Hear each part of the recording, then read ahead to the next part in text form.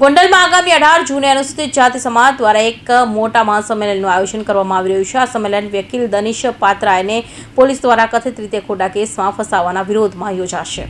રાજકોટ ગોંડલમાં વકીલ દિનેશ પાત્રાની ધરપકડ બાદ તેમની તબિયત લથડતા હોસ્પિટલ દાખલ કરવામાં આવ્યા હતા।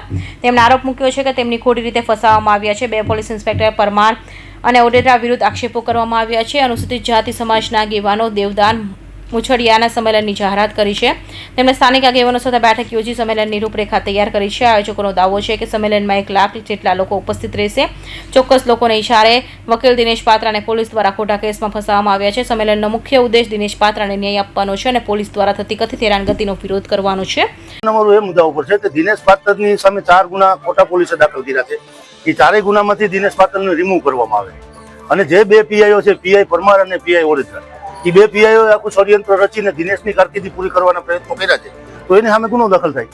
આગળની રણનીતિ સંમેલન પછી અમે નક્કી કરશું। સંમેલન સુધીમાં અમારી જો માગણીઓ સરકાર નહીં પૂરી કરે કે પોલીસ પૂરી નહીં કરે તો અમે જે અમારી નવી રણનીતિ છે એ અમારા સંમેલન વખતે જાહેર કરશું।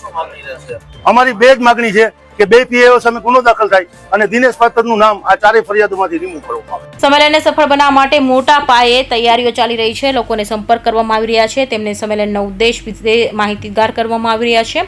આ સંમેલન ગોંડલ અને આસપાસના વિસ્તારમાં અનુસૂચિત જાતિ સમુદાયના સુરક્ષા અને ન્યાયના મુદ્દે મહત્વપૂર્ણ બની શકે છે। કૌશિક પટેલનો report, Hind TV news, Surat.